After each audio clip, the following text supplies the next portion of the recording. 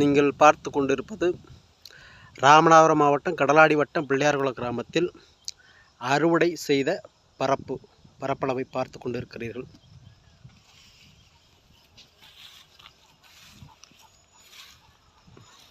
உடனே உங்களுக்கு தோன்றும், விளைந்து விட்டது, நெல் குவிந்து விட்டது, குவிந்திருக்கும், செழிப்பாய் விடுவார் என்று நினைத்திருப்பீர்கள். ஆனால் அதுதான் இல்லை. இந்த அறுவடை செய்யப்பட்ட பகுதி அரை ஏக்கர் உள்ளது. ஆனால் அதில் கிடைத்த நெல்மணிகள் இந்த நீங்கள் பார்க்கும் இந்த நெல்மணிகளால், அதாவது அரை ஏக்கரில் 15 மூடைகளுக்கு குறையாமல் அறுவடை செய்ய வேண்டும். ஆனால் இங்கே கிடைத்தது அதில் 10ல் 1 பங்கு மட்டுமே. இந்த நெல்லை அறுவடை செய்வதற்கான கூலி 2700. ஆனால் இந்த நெல்லை விற்றால் கிடைக்கக்கூடிய பணம் 1800. இதுதான் ராமநாதபுரம் மாவட்டத்தினுடைய விவசாயிகளுடைய நிலை. காரணம் என்னென்று கேட்கலாம். இது ஒன்றும் டெல்டா மாவட்டங்கள் அல்ல. அங்கே காவிரி, வற்றாத நதியான காவிரி ஓடிக்கொண்டிருக்கிறது. அங்கே தொழியடித்து, நாற்று நட்டு, உரமிட்டு, தகுந்த நேரத்தில் நீர் விட்டு விவசாயம் செய்வார்கள். அவர்களுக்கு அதற்கான சன்மானமாக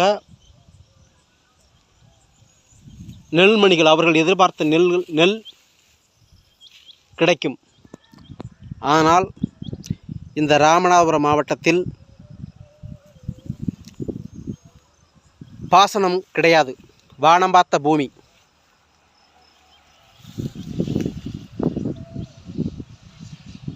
இங்கே கண்மாயில் நிரம்பி இருந்தால், வயல்களில் வரப்பு நீர் நிரம்பி இருந்தால் நம்பி களை எடுக்கலாம், உரமிடலாம், தகுந்த நேரத்தில் நீர் பாய்ச்சலாம். ஆனால் இந்த நிலை இங்கு இல்லை என்ற காரணத்தினால் விதைப்பதற்கு மழை பெய்துவிடும்.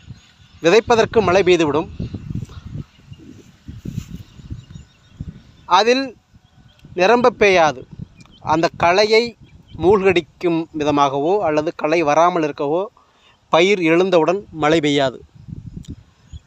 அதனால் இங்கே களை பயிரோடு போட்டி போட்டுக்கொண்டு நாற்றாக வரும். இதனை களை எடுத்து உரமிடுவதற்கு அதில் விளையக்கூடிய நெல்மணிகளை விட கூடுதல் செலவாகும். அப்படியே இருந்தாலும் வரட்டும் என்று விவசாயிகளும் வீணாக வயலை போடக்கூடாது என்ற வைராக்கியத்தில் கண்மாயிலோ வயலிலோ நிரம்ப தண்ணீர் இருந்தால் எடுத்து விடுவார்கள், உரமிடுவார்கள். கடைசியில்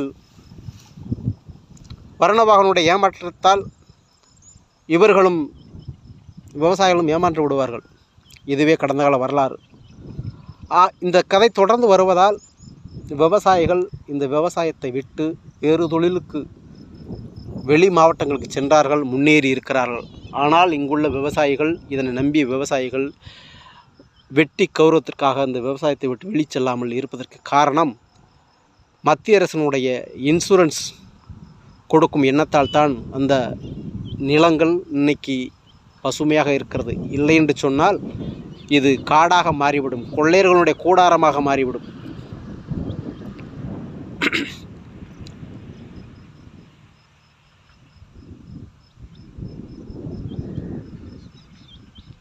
தொடர்ந்து இந்த கடந்த 3 வருடங்களாக இந்த மழை காலங்கடந்தே பெய்து வருகிறது.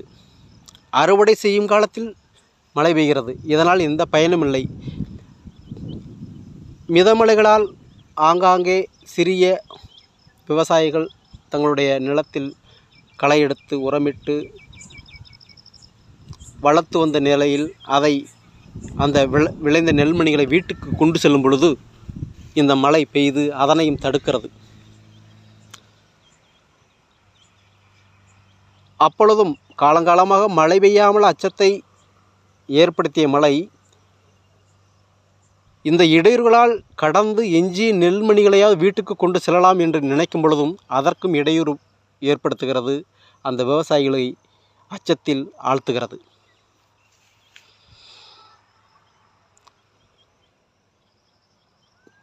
இந்த நிலை மாவட்டம் முழுவதுமே உள்ளது. விவசாயிகள் தகுந்த அந்த வேலை செய்து அதுக்கான கூலியை எதிர்பார்த்தால் ஏமாற்றமே இருக்கிறது.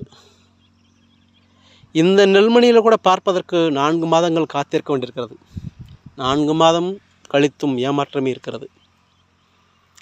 இவர்களுக்கு நம்பிக்கையான ஒரு வருவாய் அந்த விளைச்சல் ஏற்படுவதற்கு ஆங்காங்கே உள்ள அந்த கால்வாய்களை இந்த வைகை ஆற்றோடு இணைத்து அந்த தகுந்த நேரத்தில் நீர் திறந்து ஒரு போகத்தையாவது விளைவிக்க இந்த அரசாங்கம் முன்வர வேண்டும் என்பதே இந்த மாவட்ட மக்களுடைய நீண்டகால எதிர்பார்ப்பு. ஆனால் காலங்காலமாக தேர்தல் நேரத்தில் மட்டுமே வாக்குறுதிகளாக தருகிறதே தவிர அதை நிறைவேற்றுவதற்கு முன்வரவில்லை. இதுதான் தொடர் சோகமாக இருக்கிறது இந்த மாவட்டத்தினுடைய விவசாயிகளுக்கு. பிடிச்சிருந்தால் ஷேர் செய்யவும், சப்ஸ்கிரைப் பண்ணவும். நன்றி, வணக்கம்.